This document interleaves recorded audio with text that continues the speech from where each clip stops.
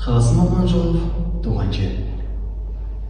Шақшатауға, қара шәкең далаға, мәз боласың, ұқсайсың жас балаға. Ол шетімен, бол шетімен жүгірсең, шаршайсың ба, құмарың бір қанама. Уа дариға, алтын бесік туған жер, қадіріңді келсем білмей кеше көр.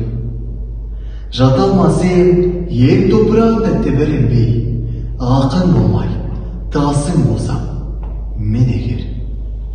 Неткен байтақ, неткен ұлы жер едің, нендегіге жүрегімді бөледің.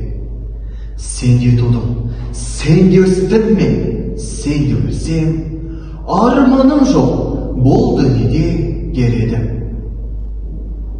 Мен де өзіңдей байтақ едім, кең едім. Қызығыңды көріп еркін келемін. Сен де аямай бердің маған барыңды, мен де аямай барыңды саған беремін. Болдым ғашық, туған даламен саған. Алыс жүрсем, арманым сен аңсаған. Жақын жүрсем, мен төреңде рахаттың. Алтын діңгек өзім туған босағам.